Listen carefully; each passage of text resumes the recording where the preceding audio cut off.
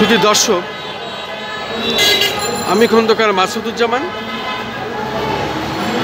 আমাদের চ্যানেলগুলির পক্ষ থেকে আমি ধারাবাহিকভাবে এটা প্রচার করে যাচ্ছি এবং আজকে তাদের এই আমরণ অনশন ৩৯ দিন। এই ৩৯তম দিনেও তারা অপেক্ষায় আছেন এবং আজকে তারা সাদা কাপড় পরিহিত অবস্থায় আজকে 4 দিন অতিবাহিত হচ্ছে।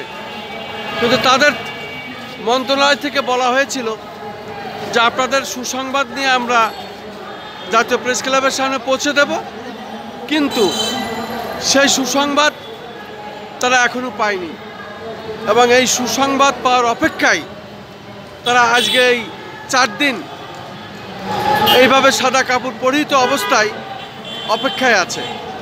তারা এইভাবে আশায় বুক বেঁধে থাকে কখন তাদের সুখবরটি নিয়ে আসবে।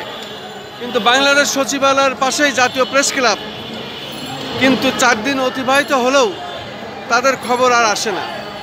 ঠিক এইভাবে তারা আশায় বুক বেঁধে জাতীয় প্রেস ক্লাবের সামনে পড়ে আছে এবং এই আমরণ অনশনের আজকে 4 দিন, এই 4তম দিন চলছে। আপনারা কোথা থেকে এসেছেন, কার কার নাম পরিচয় দিন আপনাদের।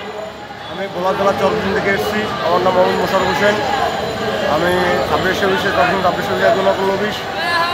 আমরা আমাদের যৌক্তিক একটা দাবি নিয়ে এসেছিলাম। আমরা বলছিলাম যদি আমাদের দাবি যৌক্তিক না হয় তারা এসে বলুক, আমরা চলে যাই। কিন্তু আমাদের দাবি সবাই বলছে যৌক্তিক। আসিফ নজরুল স্যার আমাদের দাবিটা মৌখিকভাবে মেনে নিয়েছে। আমরা লিখিতভাবে চাইছিলাম, লিখিতের জন্য আমরা এখন পর্যন্ত অপেক্ষা করতেছি।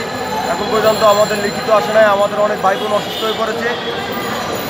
আমরা চাই খুব দ্রুত আমাদেরকে লিখিত আকারে দিয়ে আমাদেরকে এখান থেকে বিদায় করে দেওয়া হয়।